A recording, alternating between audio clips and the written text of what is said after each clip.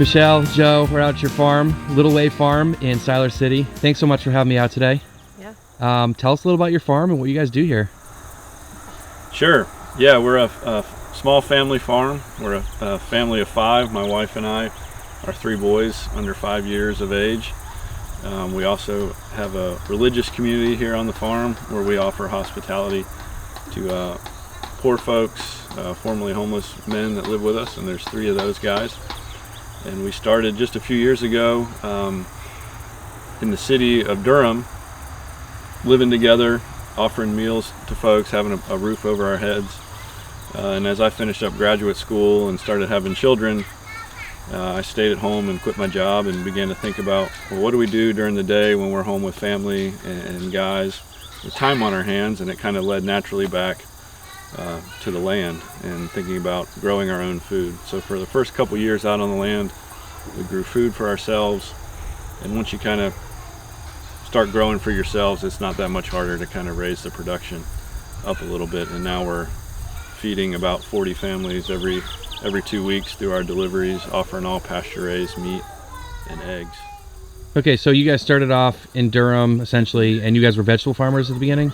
Well, so we leased a house that was on a vegetable farm, and as part of our lease, we were helping volunteer on the vegetable farm, and that was our first experience. We're both city people. I grew up in Los Angeles, Joe grew up in Tallahassee. So we had absolutely no idea what we were doing when we moved to this farm. And so it was a really good experience for us to learn what we wanted to do. Vegetable farming is so difficult, and I think we learned a lot about how to grow our own food, and then we also started to think more broadly about how we wanted to care for the land. And raising animals in a sustainable and regenerative way was something that we and the guys who live with us were really interested in doing.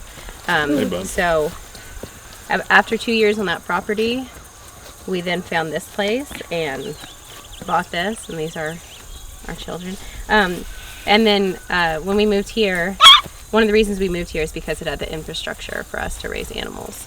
So we moved here and we started very small with just a few chickens and cows. That was mainly raised for our own production, plus our dairy cow, and then we've expanded from there. Okay, and can you talk a little bit about the work you've been doing with the homeless men and sort of how that fits into the holistic plan here? Yeah, so part of the whole back to the land idea of the Catholic worker movement is it's the answer to industrialism and capitalism run rampant. And that having a foothold on the land is the answer to some of society's kind of biggest problems, is that once you become detached from the land, you have a hard time sustaining your life. So what we're trying to do is give folks a toehold back into growing their own food, having a place they can call their own, having a place that's quiet, that's theirs.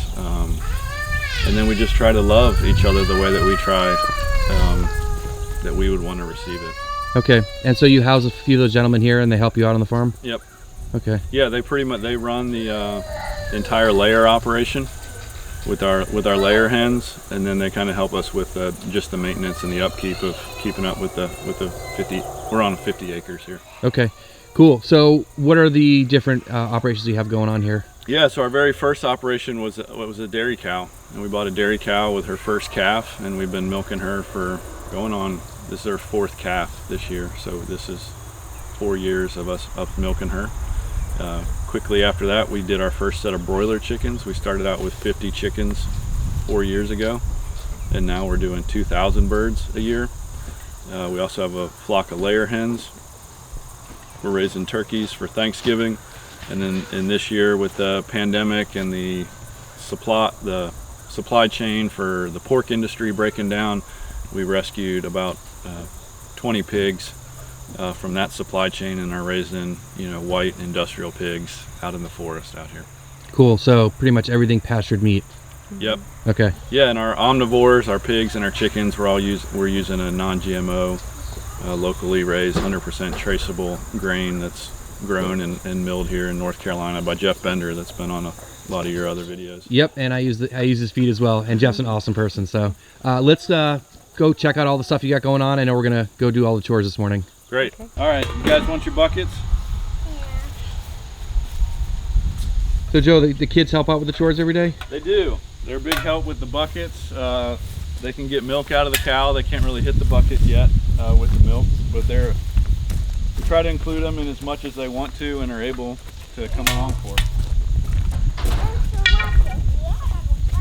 Yeah, this is Mama Cakes. She's our dairy cow. She's half Jersey, half Angus.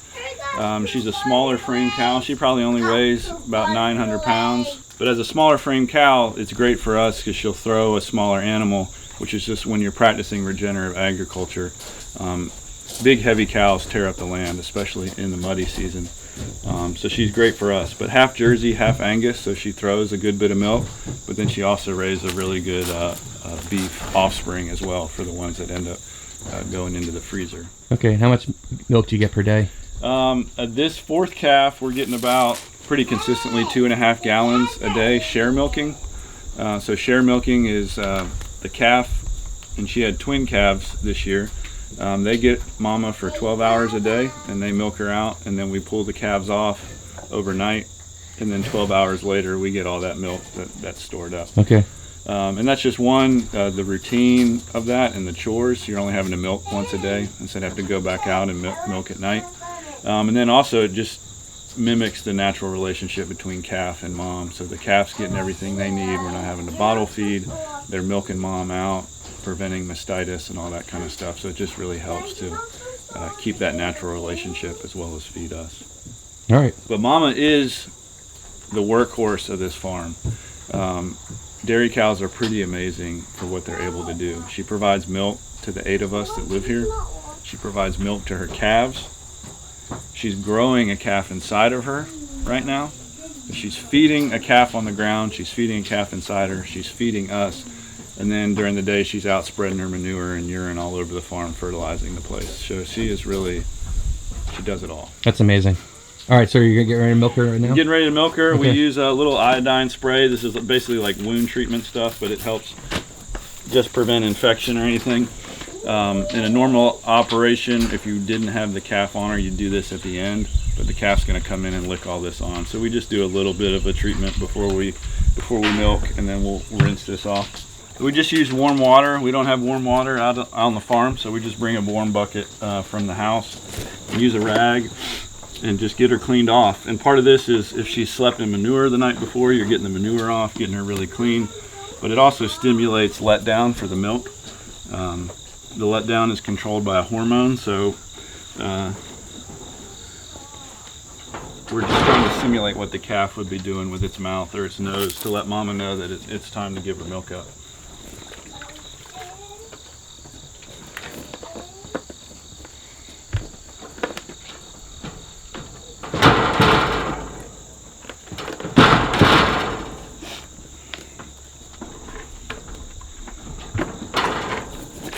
Now that we got her all clean, we'll just spray a few squirts out of each teat. And this just makes sure if there's any bacteria right there in the plug at the bottom, that's not going in the bucket. If you've never milked a cow before, I'm not just squeezing it in just one motion. What you have to do is take the teat and trap the milk.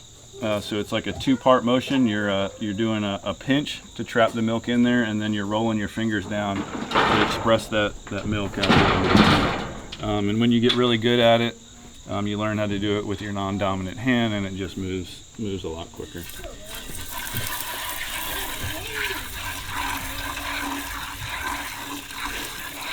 So Joe, I know you got to do this every day, but is this like something you enjoy doing every day, or does it just seem like a chore at this point? Yeah, this is one of my favorite things to do. But it does come with a responsibility. More so than any other animals, when you're rotating on pasture, you can, if you're out there 30 minutes later than normal, that's not a big deal. But the milk schedule stays pretty tight, and it's a commitment every day of the year. One of my favorite stories, it's not my wife's favorite story, is when our third child was born. She had gone into labor while I was out milking, and I didn't take my phone or any way to communicate, and went out and milked, and I came back and she was on the front porch in the middle of a contraction yelling at me, wondering where the hell I'd gone, and I just responded, well, the cow had to be milked, and that's how labor started that day. All right, Joe, talk about what's going on here. You got a calf in here with you? Yeah, so part of share milking, as opposed to like just pulling the calf off the cow and the cow never sees her calf ever. The cow will get used to that way of milking. But because we're share milking, she knows that her calf's coming. So she can withhold her milk and not have a really good letdown. So the experiment I've tried the last couple of calvings is I'll milk her out as best I can without the calf. And then when I get all that I can get, I'll bring the calf back in and give the calf a teat. And she'll almost get a whole nother letdown and will pretty much double the milk that I had gotten before I brought the calf in. So this part really makes coming out here worth it to me. That from start to finish, this is about a 25-minute chore. And to get 2.5–3 gallons of milk for 25 minutes worth of work. Part of our the permanent infrastructure that just helps with raising a dairy cow is we have 4 permanent paddocks set up. So we're constantly on a rotating mama and her calves through with some permanent fencing because she spends 12 hours a day with her calves, and then she spends 12 hours a day or at night by herself building up the milk supply for what we milk in the morning. So having that permanent fencing in place just makes that daily chore go a little easier. All right, so these 3 are just on their own. They're not with the rest of the herd. Right. Okay. Yeah, we've our kind of dream is to figure out how to milk out in the field, but having the barn, having water here, having permanent paddocks to separate them. When you see the beef cows later today, we just haven't figured a way to do it all together. Makes sense. She is, once she dries off, so before she has her next calf, she has to get dried off for a few months before. And once she's doing that, we're not milking. She is with them, with the rest of the herd every day. And then this feed we just gave her, we do some beet pulp shreds with molasses in the summertime, and we soak it with water, and it just helps on a day when it's going to get above 90 degrees that some of her feed is soaked, and just trying to increase that water intake. All right, Joe, so we're inside your brooder here, and very impressive setup. Tell me a little bit about it, and then we'll go check out what's inside. Thanks. Yeah, this year we scaled up to 2,000 birds a year. Last year we did 600, and we did 600 birds over the course of the year. They were in smaller batches of 100, around 100, and we were brooding those chicks primarily with heat lamps and using the waters, like the gallon-sized waters, and that would give water everywhere.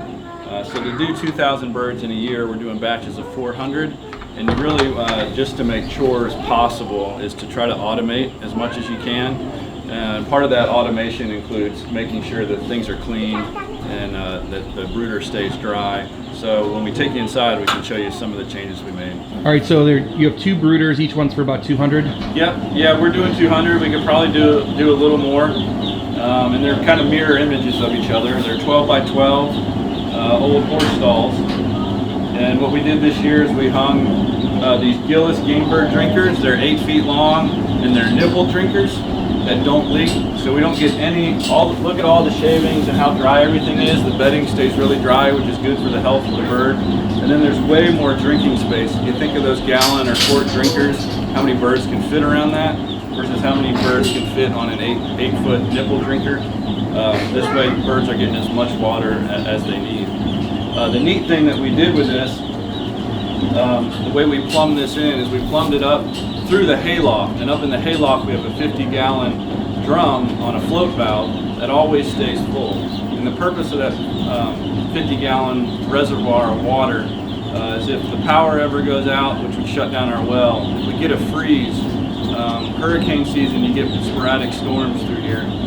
So if we ever have a problem with water, we've got 50 gallons up in the hayloft that's gravity feeding all of our drinkers, and we got a 50-gallon head start to kind of address that problem.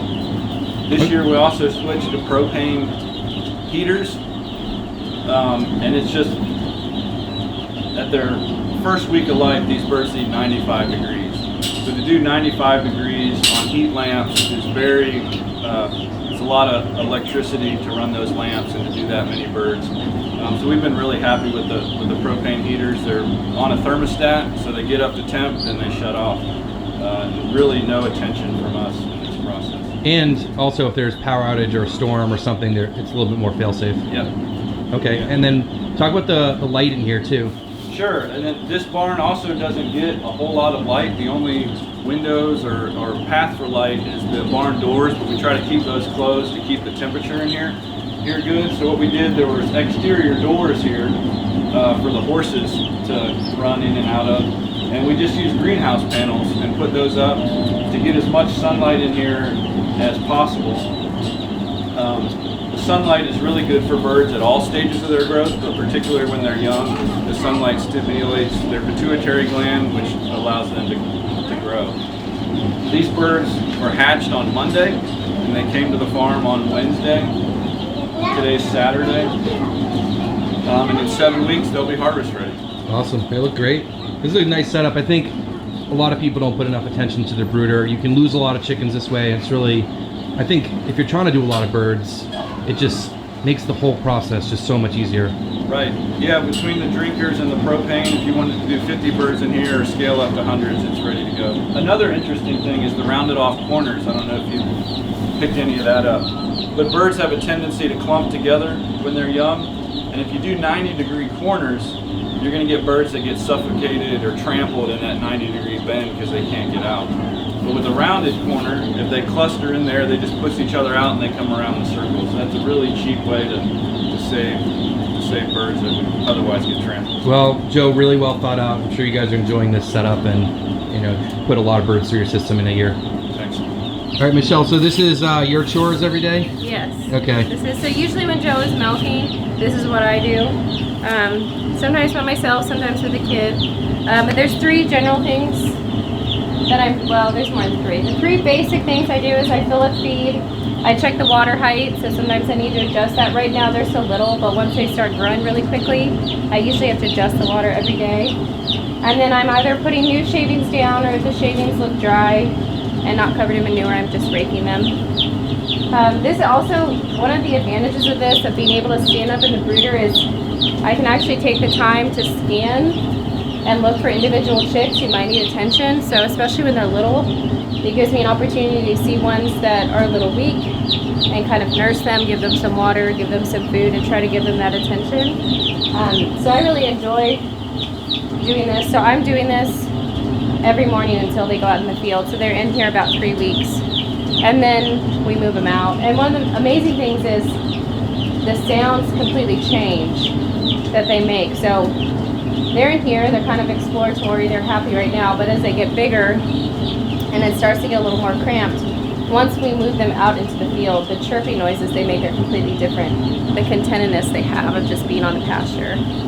So yeah, so we don't always have chicks in the brooder and chicks on the field at the same time, but this is usually, we're doing this about every 4 or 5 weeks. We have new batches coming in right now. All right, so we're about to go move the cows, and talk about what you got in your hand there. It's a really cool tool. Sure, this is a remote that goes with our fence charger. We just got a new charger from Stay Fix last year, and it came with this remote. And not only will it test the voltage of the fence, so our fence right now is reading 9.5 kilovolts. You just hit the off button, and it talks to the charger up in the barn, which is 2,000 feet away, and it turns it off. And now you can step through the wires, bring your kids through. You have basically an instant gate, and you're not having to walk to a gate or try to find an H-brace and jump over this. That is so cool. What a cool tool, especially if you're out far away from the disconnect, or because you guys got a lot of long lines here. Yeah, our fence goes all the way around the woods, so we can be out in the woods pulling stuff off or fixing we're minimizing how we build our fence, so we're not getting as many grounds, but you still get them someplace, and this allows you to fix it right there on the spot without having to go back and unplug the whole fence. Very cool. Let's go move the cows. Let's do it. This is our beef herd, and what we're trying to do with our beef cows is mimic natural systems. And if you think of our country thousands of years ago with the wild buffalo and how they would graze, they're herd animals, so they all stuck together to protect themselves from predators, and they would graze an area pretty hard because of the impact of all those animals. And then when their forage was gone, they'd move on to a new spot. Meanwhile, all those spots they'd visited in the past had rest from that herd until they eventually made their way back through. So now, hundreds, thousands of years later, we've built roads, we've built fences, we've done all this stuff to kind of prevent animals from following that natural system. And we're trying to recreate that with our beef herd. We have 19 head in here right now, and we move them twice a day. They're ready to be moved. We're about an hour behind schedule from where we normally are. But what this does, this builds rest into our system. So our cows are given a half day's worth of forage, a day's worth of forage. Meanwhile, the entire rest of our farm is resting and growing back forage for them to graze again. And we're right now hitting about a 30-day rest period. We'd like to stretch that out to 45 to 60. Demand is high this year with the pandemic, and we're trying to, make it as tight as possible. But right now we're about 30 days rest, which allows the grass to grow back, to get fertilized by their manure and their urine. And it also, by concentrating their paddock size every day, you're getting the hoof impact, you're stimulating the seed bank, which is already here. We don't seed anything out here. The only thing all we're doing is managing the system in a way for the natural process to kind of take effect. Very cool. So logistically here you have a perimeter fence, and then you have these portable lines that run across? Yeah, what we've done, we have all our perimeter fences are 6-strand high tensile electric, and that's behind you. And then down here in the creek, we just put a riparian buffer in and do a single strand of semi-permanent electric that keeps them out of the creek.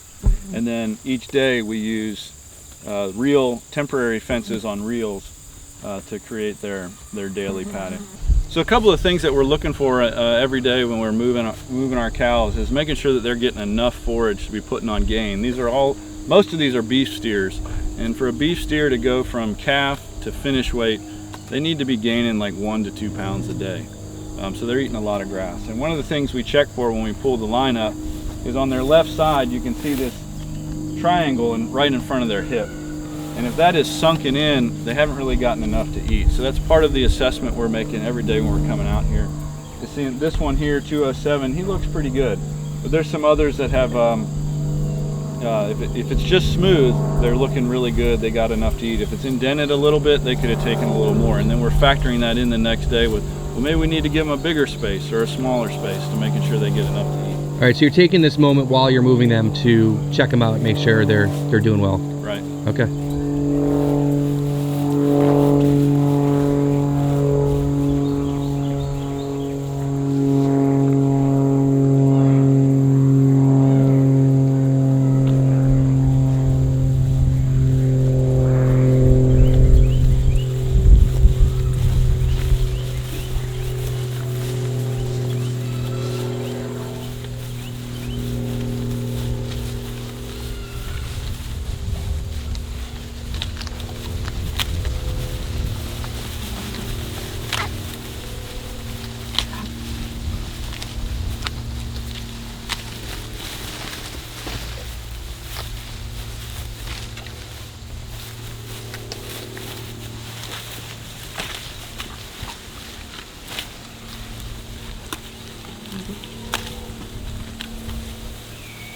Just moved them into the new area, and I just hooked the fence back up. And part of the reason we keep a back fence in, naturally they would just stay where there's forage, and they wouldn't go back to where they graze. You can see the difference right under the fence line on what was hit yesterday and what's available for them today. But the back fence does help with them regrazing the regrowth. After 3 to 4 days, if the weather's good, this grass is going to start growing back, and we want to really save that 30, 45 days before they come back again and not have that. You're really trying to get the cows to only take 1 bite off a plant, and if they're coming back for a second bite, it's setting back your regrowth. I don't think that takes a lot of effort too. I mean, the line was already there. Right. Okay. So then you're going to take the line that's behind us here and move it up? Yeah, and then we'll take yesterday's back fence down. We'll move the minerals over. That's the only thing that we give our beef steers is we provide good clean water out of the well, and we can show you that water system here in a little bit. And then we provide a mineral with salt and high magnesium, as well as sea kelp, which has iodine in it, which pretty much knocks out all infections above the shoulder. So pink eye, we have no issues with pink eye in our herd, and I think that's attributable to always having free choice kelp available for them. Cool. And I know you've put in a lot of effort into the infrastructure here. Obviously the fencing is really nicely set up, but let's go look at the water system. All right. So I know that one of the difficult things is just water management, because cows drink a ton of water. So yeah. Talk about how you have this set up. It's pretty cool. Yeah, this is our first year not hauling water. Last summer we used the big 300-gallon IBC tote and hauled that around our farm. And last fall we invested in running 1.25 inch black pipe and irrigating the whole farm for the cows. So this is what they're drinking out of every day. This is a 30-gallon tub. We like to keep it small because it's easier to move. If you're moving it like we are every 2 days, you don't want to be dumping 100 gallons of water out. So this is a 30 gallon. And then because it's smaller, they're cycling water through it faster. So in the summertime, to keep that temperature down in their drinking water, the smaller tub works better. We use a Job mega flow valve that comes in from the underside, and as the float comes up, it shuts the water off. It's the best valve that we've found. And then we run it off a 100-foot hose to our water connector, and we can show you that. Okay, and that water line runs around the perimeter? Mm-hmm. So this past winter, we trenched in about 2,700 feet of water line around the farm using 1.25 inch black roll pipe. We got a lot of water demand up at our barn for when we process chickens, so we did 1.25 inch throughout the whole farm. Around our cow pastures, every 100 feet, we installed a Plasson quick connect valve, and we put them in these little meter boxes to protect them from the elements on the outside. And these things are great. So every 100 feet, we're using a 100-foot hose that gives us complete flexibility on being able to water our cows throughout our entire farm.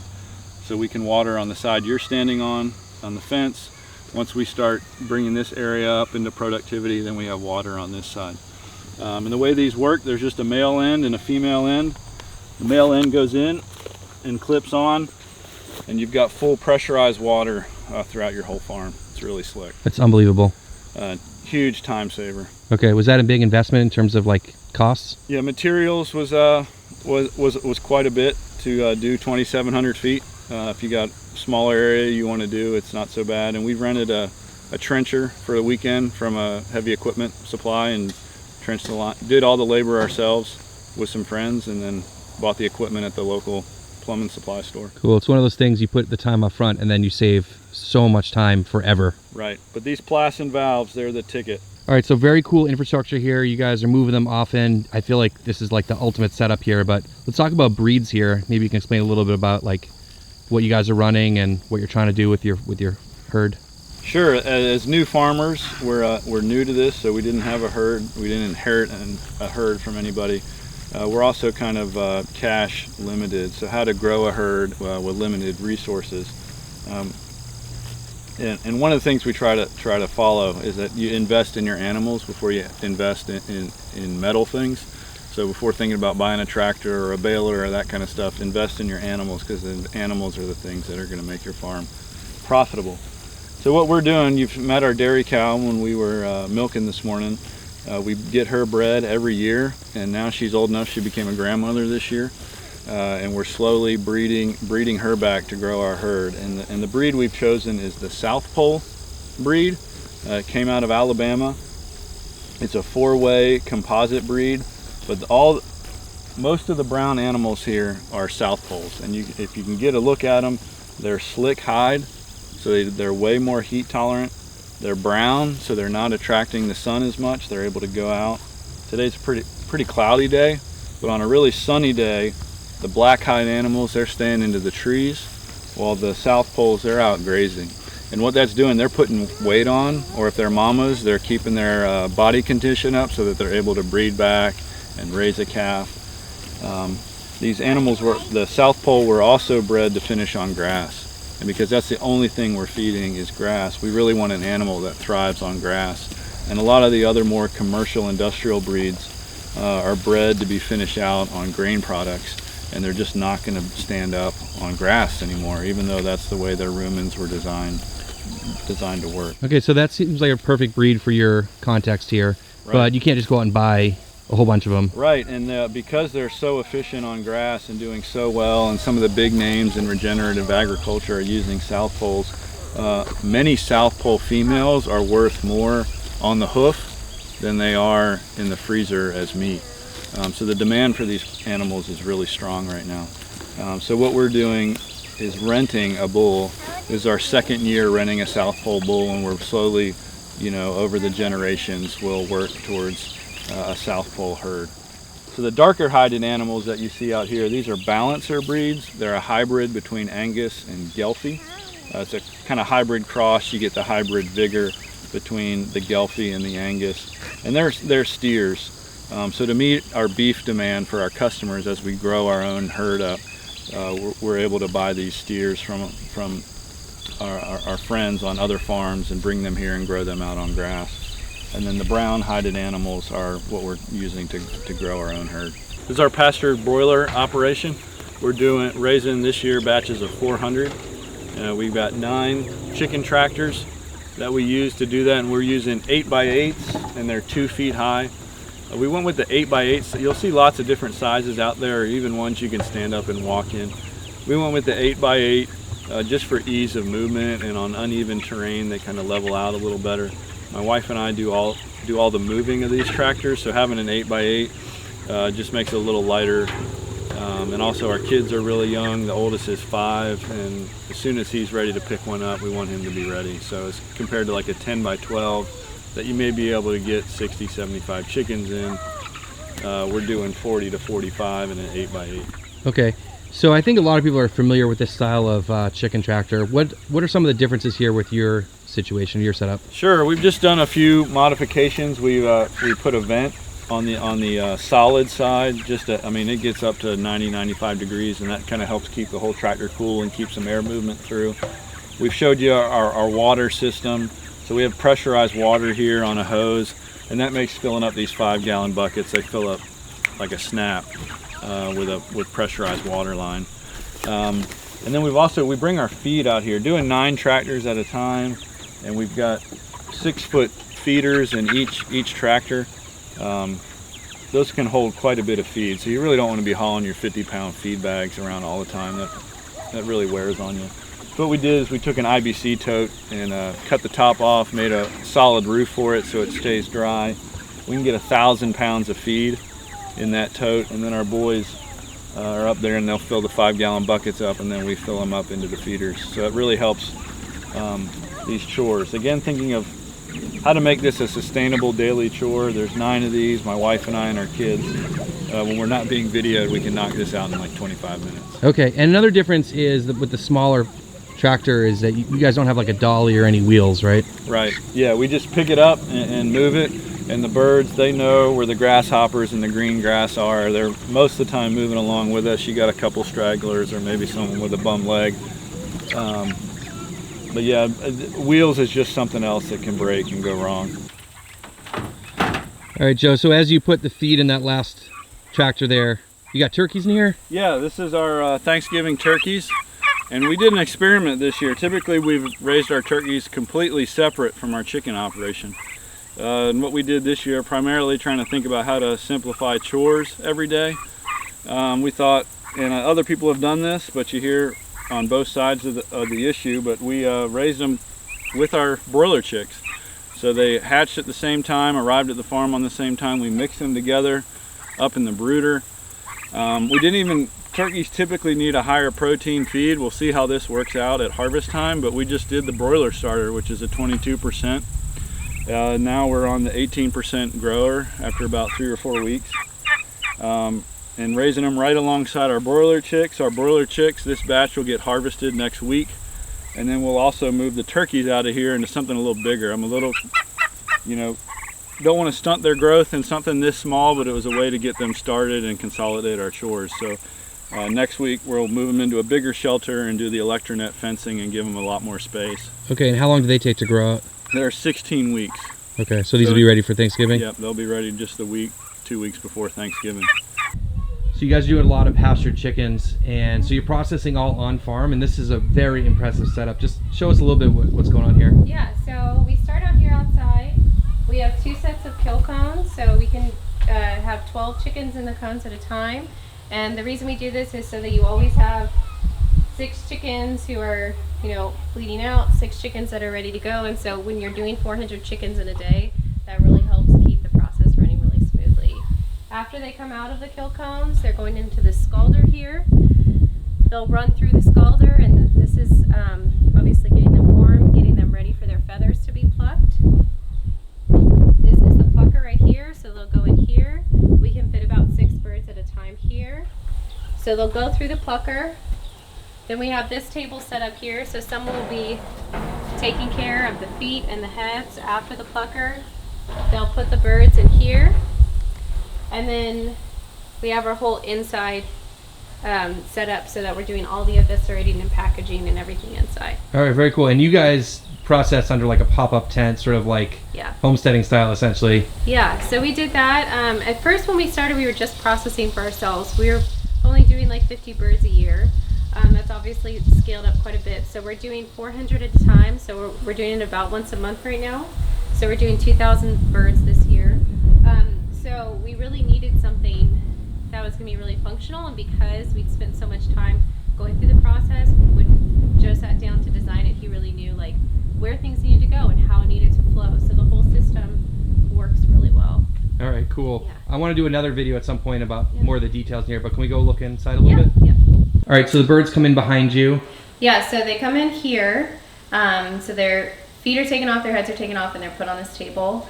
This table right here is the evisceration prep table. So this is where we're doing the work to get the birds ready to eviscerate. And eviscerating is taking out the innards of the bird, basically.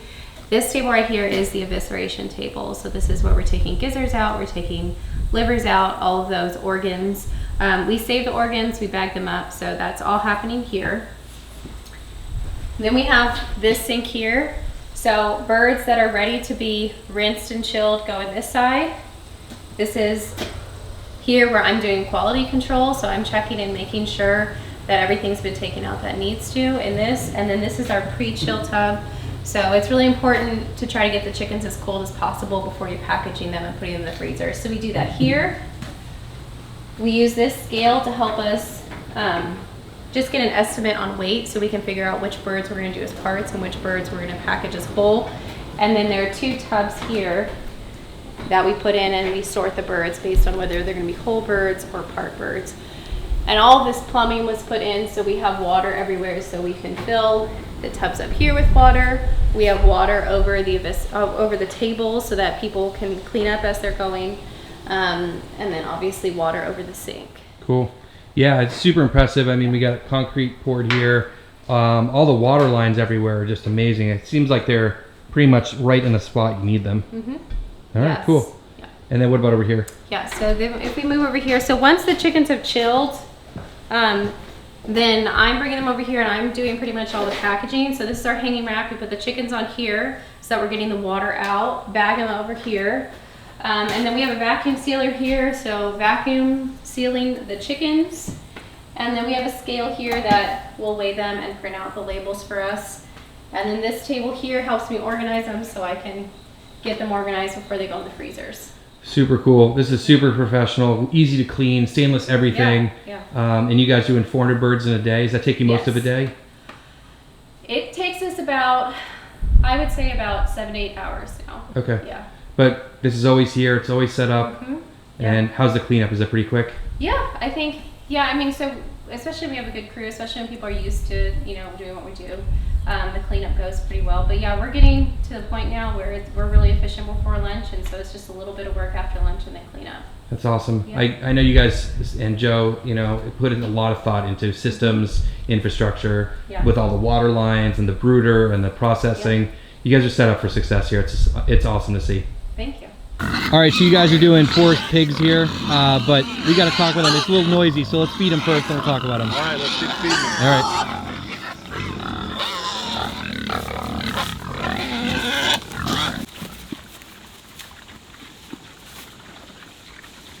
Okay, I know you guys are doing a lot of pasture animals, but this is what we call these forest raised? Forest raised pigs. Okay, that's pretty much like the equivalent though. The equivalent. I think doing anything outdoors is how these animals were made. Plus naturally they were originally forest animals. Right. Okay, talk a little bit about what you're doing here and sort of the history with these pigs in particular. Sure. Yeah, I think first we're using these as a land management tool. As we're kind of landlocked and thinking about how does the farm grow, how do we make the farm healthier and more productive, we're using the pigs to help clear the understory out here in the woods, and we're spinning behind them and seeding cover crop behind them and then rotating the cows in behind them. This is our first year with pigs, and with the pandemic this year, piglets were really hard to come by. For more of a breed that's bred to be an outdoor forager, those piglets were pretty much not on the market because they're in such high demand. So we got these pigs from a grower out in eastern North Carolina. They're white piglets. They're Chester Whites Duroc crosses. And when the pandemic hit, the only place you could be with thousands of people were these processing facilities for meat out mostly in the Midwest of our country. And once those places started experiencing cases of coronavirus, they shut down. Then you had all these pig farmers that were breeding or growing pigs out who couldn't send them to the slaughter facilities. And then even farther down the chain, you had breeders who were breeding piglets and then had nowhere to send their piglets because the system got so backlogged. So this particular grower out in eastern North Carolina had 4,000 piglets that he was going to euthanize if local farms in the area didn't come to the rescue. So we were able to take 20 of those. It was our first time doing this, and we're raising them outdoors. These pigs they were 4 weeks old when we got them. They're typically weaned at 8 weeks old for a forest raised pig, so they're weaned really early in the industrial system. A lot of antibiotics hold up their immune system, so we did have some losses initially. But these pigs are getting to experience sunshine and fresh air, which they would never have gotten in an indoor system, which is the meat that's bought in the grocery store is all done indoors. Okay, so you're using portable electric fencing and you're using them to clear out the underbrush. And so what are you guys feeding them? So we use non-GMO feed, the same thing we use for our chickens and our turkeys. It's got a specific ration for swine that we're using, all from North Carolina, grown and milled here, 100% traceable. Okay. And are you guys are fermenting some of that feed too? Yeah, and what we do, the one thing we've learned from folks who have done pigs before is they're really easy animals to keep, probably one of the easier ones to keep. Except for loading day. So if you haven't trained them to get on a trailer, a pig that weighs 250, 300 pounds, that's 12 inches off the ground, there's no way I'm going to move that pig. So part of the reason for soaking some feed and fermenting feed in a 5-gallon bucket is that when they see that bucket, they follow and come to it. So it's all kind of training for loading day to make that go smoothly. But then also because we have a dairy cow, and we have some excess milk products, we're able to use any skim milk that's left over or buttermilk that's left over from our yogurt making, and when we pull heavy cream out, we're able to put that skim milk and soak it in the feed, and we're putting that dairy protein through the pigs and growing bacon with it. That's awesome. Can we take a look at that process? Yeah. All right, so we're gonna put some of the dry feed in these 5-gallon buckets and get it soaked, and we'll let this soak overnight, about 24 hours, and this will be part of tomorrow's breakfast for the pigs. And the kids get involved? And the kids get involved. They run the hose and fill it up and get it stirred.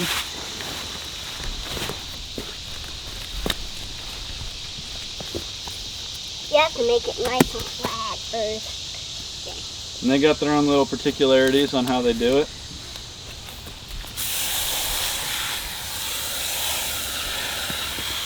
Do you like doing this? Do you like help making this? Yeah. Yeah, they get really bossy about this. William in particular has his own method of doing it. All right, so you're also running a pastured layer operation. Talk a little about this and how that fits into the farm. Sure. Yeah, there are about 130 layers in this flock, and we're rotating them through our pastures twice a week. And we try to follow behind the cows by a couple days. What that does, it allows the fly larvae to get started in the cow manure, and then the chickens are coming behind, and not only spreading that manure when they're scratching through it, but they're eating the fly larvae. It keeps the fly pressure down on our cows. Also, cows and chickens are dead-end hosts for each other's parasites. So what can grow on a parasite that thrives on a chicken won't thrive on a cow, so they're dead-end hosts and keep the parasite load down for both animals by having different species out here grazing together. So that way our eggs are one of our most popular items. We're always sold out of eggs. If people don't get in early on their orders, eggs sell out. We've got nice deep yellow yolks because of the sunshine and the green material that they're able to collect out here on pasture. Yeah, so Michelle and yourself and the boys take care of most of the chores, but this one, the guys that live with you take care of this, right? Yeah, and one of our residents, Larry, we got 2 Larrys here, but one of the Larrys is kind of like the captain of the layer flock, and it's his responsibility. He collects the eggs and washes dirty eggs and makes sure that they're getting their feed. We don't have any automatic water out here. We're doing the 5-gallon, maybe those are 7-gallon waters. And that's his area of responsibility. And then the way I help out is just hook the tractor up twice a week and move the coop for him. And then Larry gets the other 2 residents together, and they're taking the fence down and responsible for moving the chickens twice a week. And that's something that they're into doing, right? Yeah. And you know, we go through, the 8 of us are eating at least a dozen, sometimes a dozen and a half eggs every morning for breakfast. Do you guys have enough hens for that? Yeah, that's why we're always sold out, is because we're eating them all. Okay, you got to get more chickens. Yeah, and this is part of the overwinter. These birds won't make it over winter, and we'll get a new flock started in time for the spring next year. But that's part of what we're doing as a community here together on the farm. You got to see all our chores this morning on a typical Monday through Friday morning. We're out on the farm doing our chores, and then we're gathering for breakfast every morning when chores are done. So the 8 of us, our family and the guys, get together for breakfast Monday through Friday. And then we also have evening dinners where we eat together 3 nights a week, putting something together from the farm together and sharing those meals together. All right, so where are you guys selling your products, and how can people find them if they're local? Sure, we are on a every other week delivery schedule into Durham, Chapel Hill, Pittsboro, and Asheboro. Okay. And we meet typically in a big parking lot, church or a nonprofit organization, and people can place orders online and meet us at that parking lot. Okay, so I'll leave links down below for any social media and your website. Is that website's probably the best place to place orders and that sort of thing? Yeah. Okay, very cool, guys. This place is unbelievable. You guys are doing amazing things, not just for the community, but for the land and for the animals that you take care of, and a growing family, and just a beautiful property. Thanks so much for having me out today, and hopefully we'll be back soon. Yeah, thanks for checking us out.